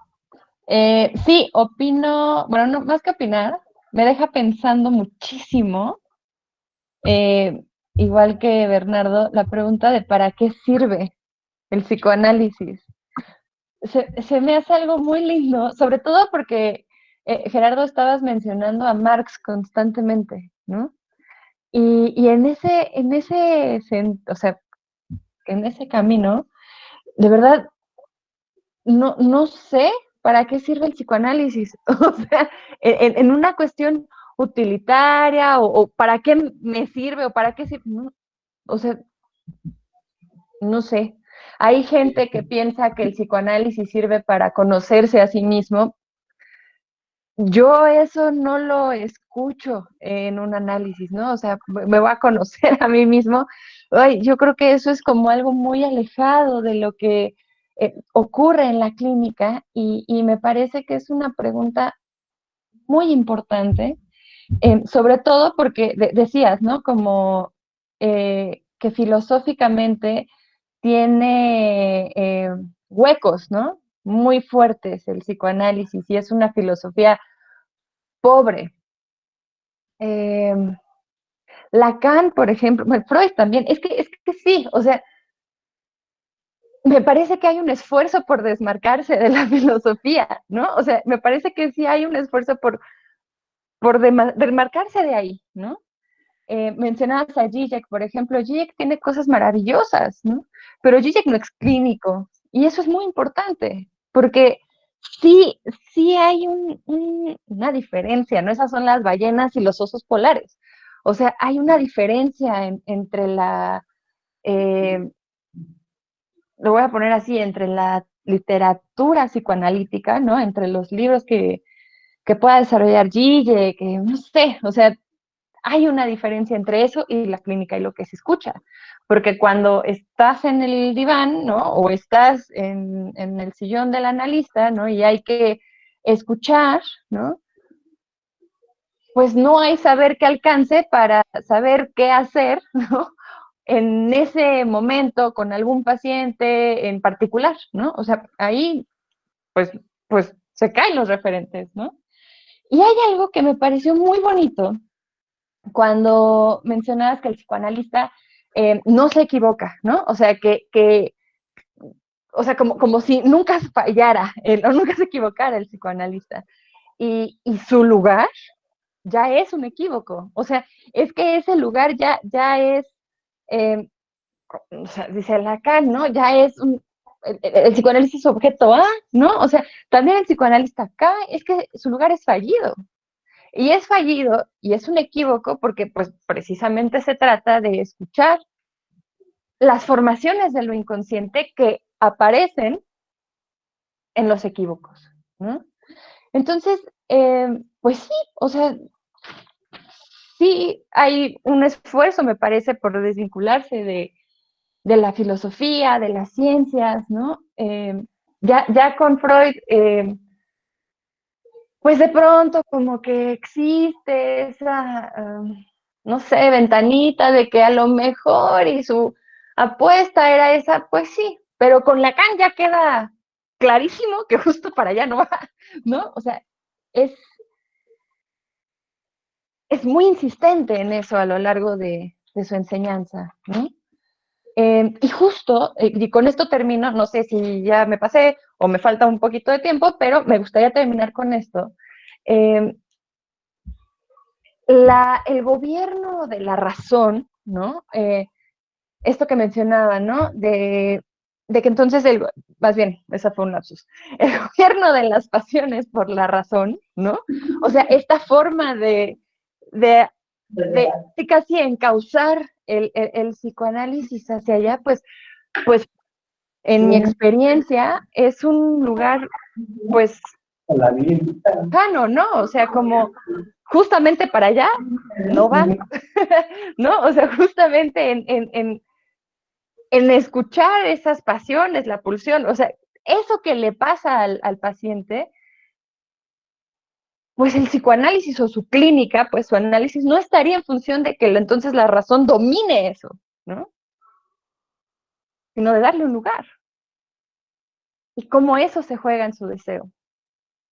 Entonces, no sé, a lo mejor con eso podemos empezar a abrir un poco más también la discusión, ¿no? No sé. Es lo que se me ocurre de lo que he estado escuchando. Muchas gracias, Lidia.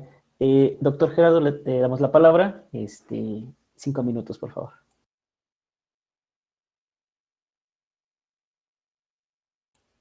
Está apagado tu micrófono, Doc. Sí, lo que siempre pasa, siempre pasa. Ahí se escucha perfecto, ¿verdad? Sí. Así es. El psicoanálisis está lleno de fórmulas enigmáticas. Y evidentemente eso, que a veces a propósito, como lo hace Lacan, que aprendió la forma del seminario y lanzar algunas fórmulas enigmáticas para promover precisamente la reflexión, la especulación, pero la especulación en el sentido filosófico, ¿no?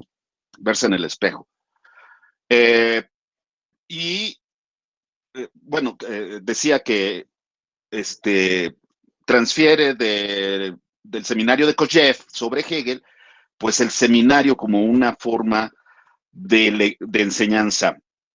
Y está lleno el discurso lacaniano de estas frases enigmáticas. Pero hay una que, pues, ha hecho producir ríos de tinta. Es Wo es wahr, soll ich werden.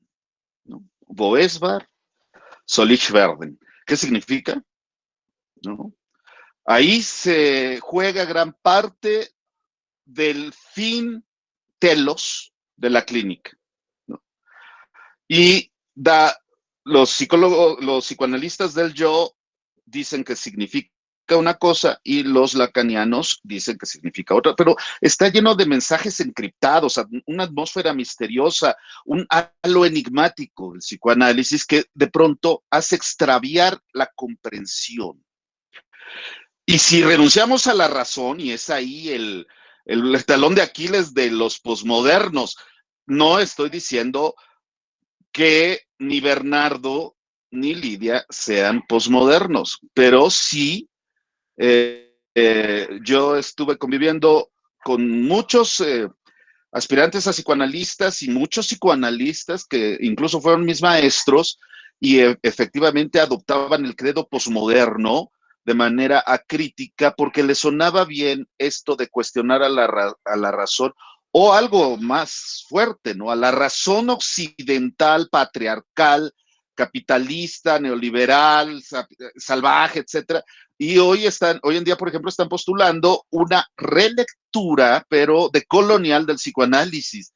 Entonces, ahí es este tipo de desvaríos, o sea, una crítica decolonial del psicoanálisis, quiero decir, un psicoanálisis decolonial es simplemente una lucha por la identidad, estar a la moda sin saber muy bien a bien, qué significa una epistemología del sur, que la verdad es nuevamente volver a la ciencia proletaria frente a la ciencia burguesa. Y la que tiene la verdad verdadera es la ciencia proletaria. Este era el discurso stalinista. Le borramos eso y ahora es epistemología del sur o giro decolonial. Pero conceptualmente hay que tener mucho cuidado porque encierran una forma autocrática de imponer la verdad sin imponerla explícitamente.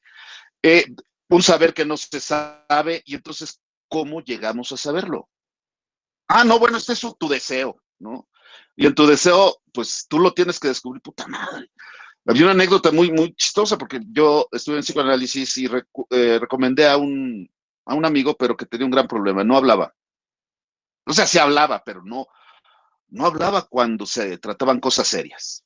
¿Sí? Llega con la psicoanalista lacaniana y pues una sesión, 2 sesiones en silencio, 3 sesiones.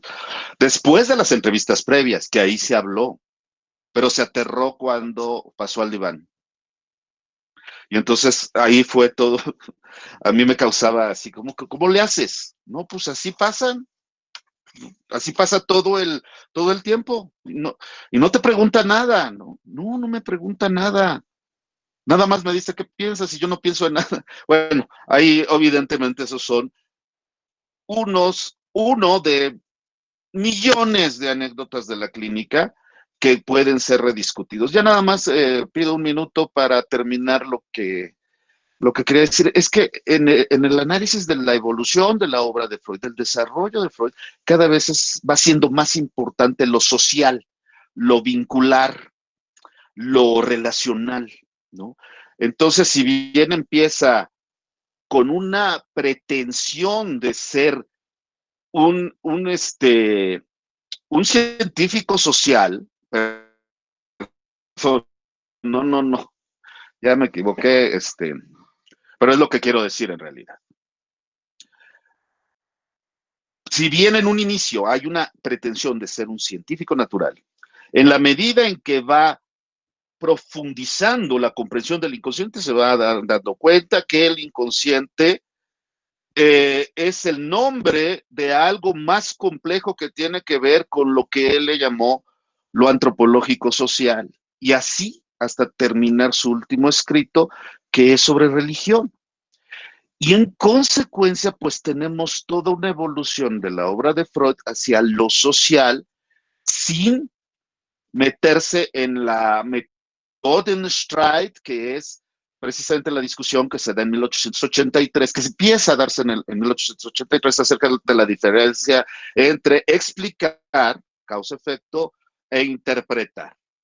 Y efectivamente el psicoanálisis hasta ahora, se ha desarrollado sobre esas bases epistemológicas. Eso no quiere decir que se quede ahí. Espero que en estas tierras latinoamericanas se haga un aporte singular y un aporte original. Con eso termino, me parece que sí ocupé los minutos, ¿no, Gus? Gracias, Gerardo, te agradezco mucho. Y bueno, riquísima la discusión. Muchas gracias a los tres. Esto seguramente generará, bueno, ya generó muchas preguntas en el chat. Hay dos cosas. La cuestión del tiempo, estamos a 15 minutos de terminar el horario establecido. Y hay varias preguntas. Entonces, sin ser grosero, yo voy a respetar el orden de las preguntas y sí, igualmente sin ser grosero, hasta donde alcance, seguramente un par de ellas, pero les haré llegar a los tres estas preguntas que están aquí vertidas, porque además son preguntas muy puntuales y bastante interesantes, ¿no? Voy a empezar con la primera pregunta que está aquí, insisto, respetando el orden de las, como fueron vertiéndolas, y dice lo siguiente: Natalia Pamela dice: entonces el psicoanálisis y la epistemología van de la mano, es decir, se trabajan de manera dual, sin embargo, lo teórico de cada concepto, y pregunta, ¿tiene que ser escuchado desde cómo lo vive cada sujeto dentro del proceso terapéutico? Esa es una pregunta, es para los tres. Y recupero una segunda pregunta. Rodrigo Muñoz pregunta, Lacan corrige la pregunta sobre si el psicoanálisis es ciencia o no, y más bien se pregunta, Lacan, ¿cuáles son las consecuencias en la ciencia al integrar los conceptos psicoanalíticos? En ese sentido me siento de acuerdo con Gerardo, dice Rodrigo. Y una tercera pregunta, dice Lorena León, se dice que los procesos mentales se encuentran relacionados con el placer. ¿Cómo es que se ha expresado con la realidad del mundo exterior y cómo estos agentes sociales y superestructuras han dominado el mundo histórico? Bueno, yo lo quisiera dejar ahí mientras, por eso que son 3 preguntas que abarcarían otras 4 horas, pero no sé si alguien quiera contestar alguno de los 3, Lidia, Gerardo. Con toda confianza abran su micrófono.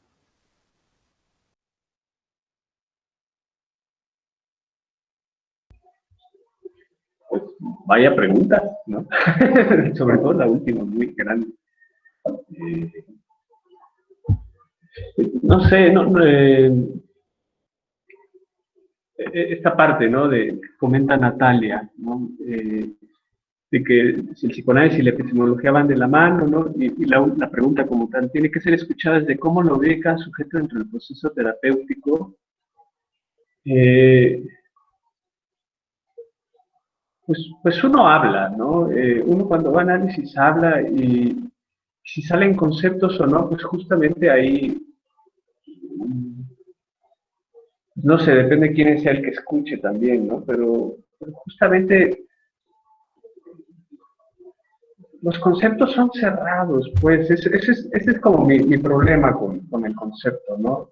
Que va muy de la mano con otra pregunta que ya leí más abajo sobre el complejo de Edipo. En verdad, que la experiencia psicoanalítica ya en la clínica es muy distinta, ¿no?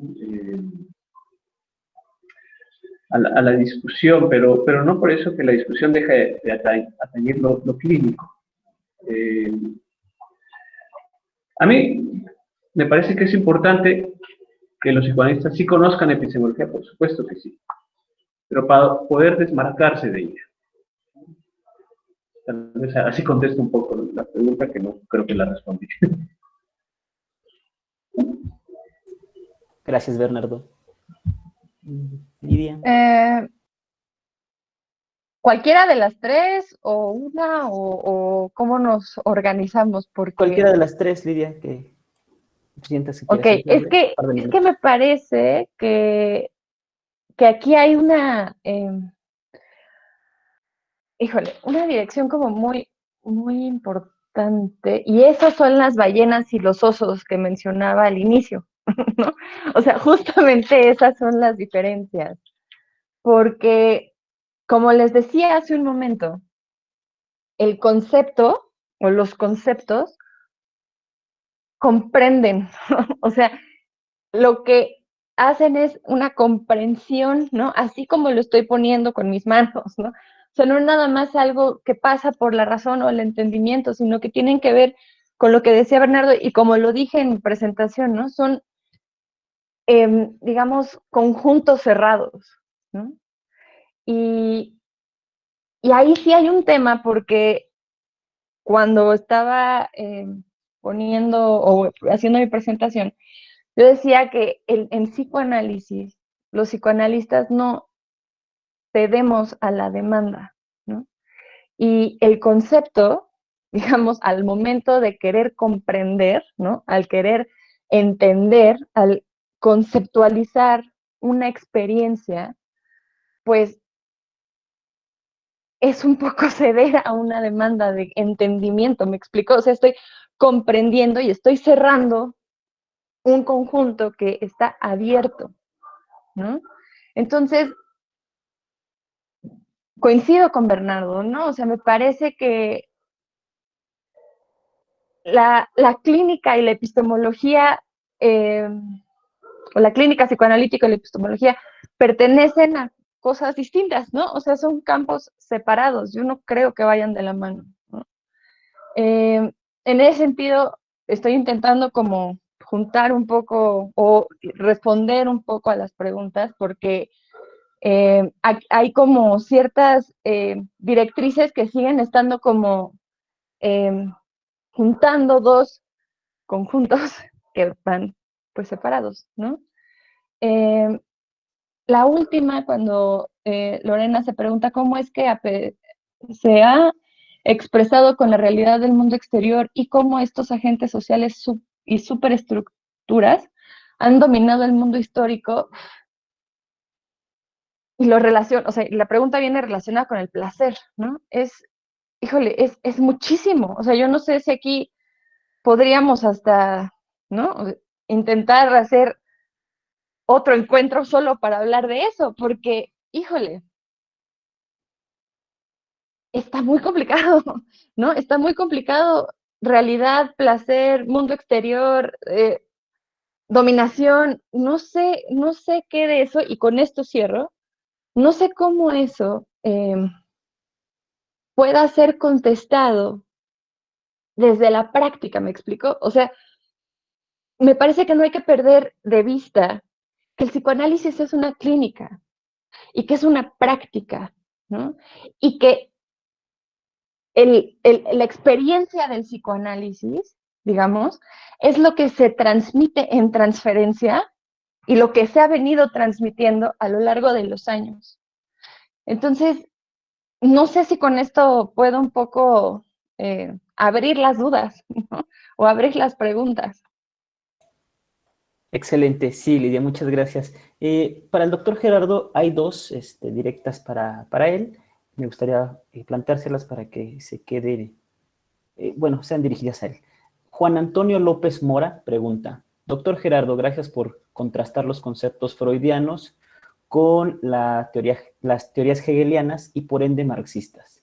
¿El método de psicoanálisis sigue siendo cuestionado? Y al mismo tiempo pregunta, ¿seguirá vigente sus postulados? Y finalmente una pregunta de Astrid Elena al doctor Gerardo Ábalos. ¿Cómo se pudiera enunciar una epistemología psicoanalítica sin el ceñir de la lógica positiva? Y son todas las que están dirigidas específicamente para ti, Gerardo.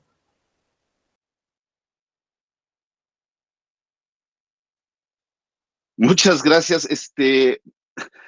Voy a aparecer. ¿Me puedes repetir la segunda pregunta, por favor? Sí, claro. Perdón. Astrid Elena, ¿cómo se pudiera enunciar una epistemología psicoanalítica sin el ceñir de la lógica positiva? Esa es la segunda pregunta.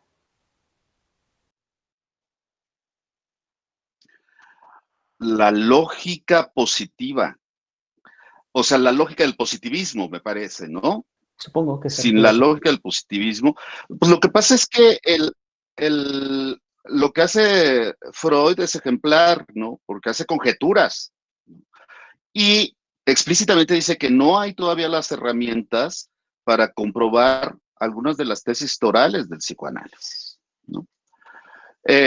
Y pues evidentemente no hay manera que el psicoanalista escuche erróneamente, ¿no? No sé si me explico. Porque efectivamente, quizá sea la primera y ojalá sea la primera reunión de muchas, ¿no? Y ojalá que las próximas sí las paguen, ¿no? Porque sería mucho mejor. Pero la escucha no es desde tierra rasa, desde suelo raso, la escucha está dirigida. Es como la observación, que no es simplemente ver, no es vista, es una observación como primer paso del método científico. Y entonces puede haber, digamos, voy a reformular la pregunta porque creo que es a lo que se refiere. Más allá del concepto positivista de ciencia, hay otra posibilidad de hacer ciencia que no sea la de las Naturwissenschaften, sino las ciencias del espíritu. Las humanidades tienen algún rigor, ajá, depende.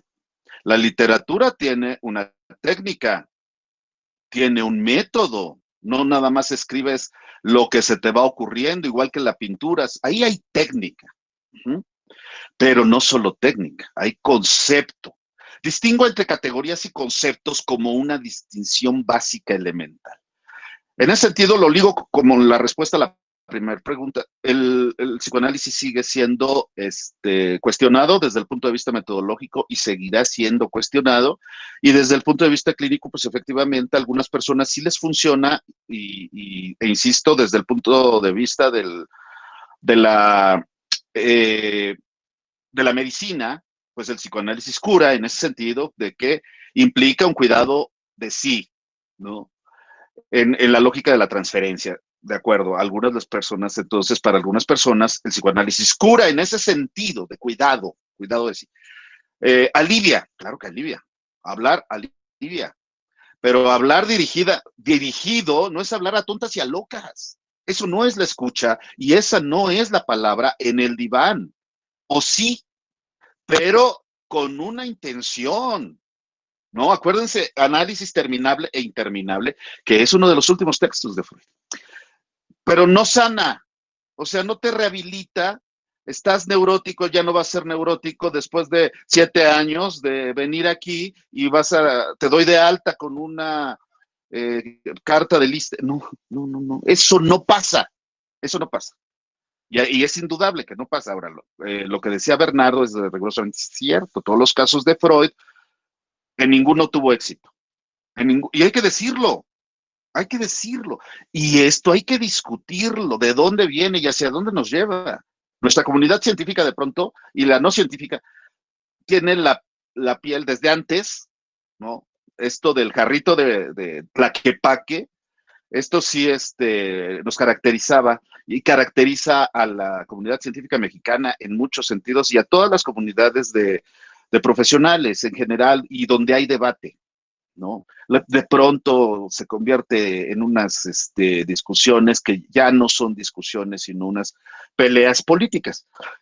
Pero el debate es muy, muy, muy importante. Claro, respetuoso y todo lo que quieran, bajo las reglas habermasianas, claro, por supuesto.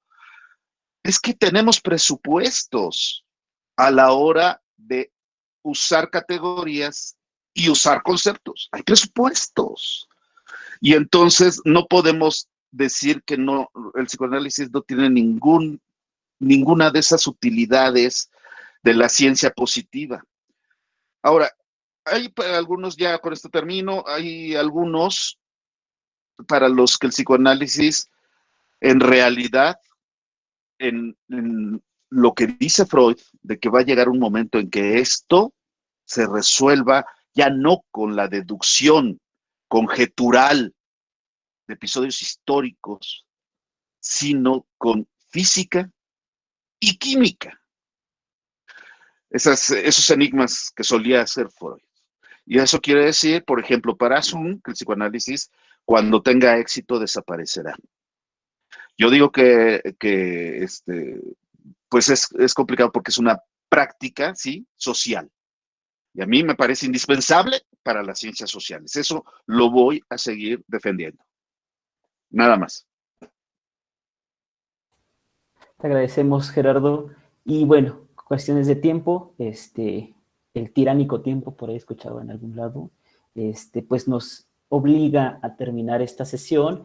Yo les agradezco a la maestra Lidia, al maestro Bernardo y al doctor Gerardo el tiempo, la dedicación y sobre todo, para lo que los tres son buenos, la escucha, ¿no?